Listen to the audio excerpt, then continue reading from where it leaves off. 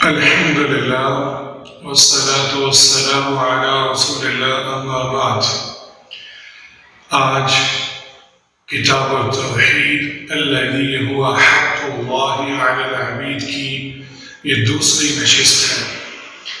پچھلی نشست کے اندر ہم نے اس کتاب کا جو نام ہے اس کے بارے میں علم حاصل کیا تھا، اور علم حاصل کرنے کا جو ادب ہے ان آداب میں سے ایک ادب یہ ہے کہ اس کتاب کے جو مؤلف ہے اس کے بارے میں بھی جانا جائے۔ تو یہ عظیم الشان کتاب التوحید، یہ عرب کے معروف شخصیت عالم شیخ محمد بن عبد الوہاب بن سلیمان التمیمی رحمہ اللہ، یہ ان کی کتاب ہے۔ آپ کی وفات 1206 ہجری میں ہوئی، اور آپ کی بہت ساری کتابیں ہیں، اور ان کتابوں میں سے یہ ایک عظیم الشان کتاب ہے۔ جیسا میں نے وضاحت کی کہ آپ کا نام محمد بن عبد الوہاب بن سلیمان التمیمی، یعنی محمد آپ کا نام تھا، آپ کے والد کا نام عبد الوہاب، اور آپ کے دادا کا نام سلیمان، اور بنی تمیم سے آپ کا تعلق تھا۔ بنی تمیم کے حوالے سے بہت ساری احادیث مبارکہ رسول اللہ صلی اللہ علیہ وآلہ وسلم سے ثابت ہے۔ ان میں سے میں صرف ایک فضیلت کے طور پر پیش کر دیتا ہوں۔ امام بخاری اس حدیث کو لے کر آئے ہیں کہ بنی تمیم کے لوگ دجال پر بہت سخت ہوں گے، اور یہ حدیث ابو ہریرہ رضی اللہ عنہ سے ہے۔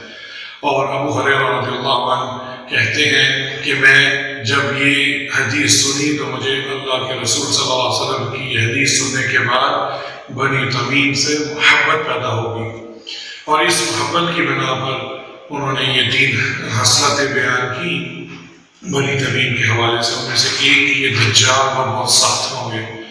اب شیخ نے وہ کام کیا ہے جو نجد کے اندر یا عرب کے اندر لوگ گمراہیوں میں مبتلا تھے، دنیا بھر کی طریقوں میں مبتلا تھے، بلکہ مسلمان کتاب و سنت کا دامن ہاتھ سے چھوڑ بیٹھے اور ایک اللہ کی بجائے سینکڑوں معبود بنا لیے۔ مصر میں بدوی اور رفاعی، عراق اور ہند میں عبد القادر جیلانی رحمہ اللہ، مکہ طائف میں عبداللہ ابن عباس رضی اللہ عنہما، یمن میں ابن علوان سے مرادیں مانگی جانے لگی، اور مسلمان ہر شجر حجر کے آگے جھکنے لگے۔ جب یہ حالت ہوگی تو پھر اسی میں انہی تاریکیوں میں سے اللہ سبحانہ وتعالیٰ نے اس سرزمین میں ایک شخص کی پیدائش کی، اور انہوں نے وہ کام کیا جو اللہ کے رسول صلی اللہ علیہ وآلہ وسلم نے فتح مکہ کے وقت کیا تھا، کہ عرب کو مشرکوں سے اور شرک جیسی چیزوں سے پاک کر دیا تھا۔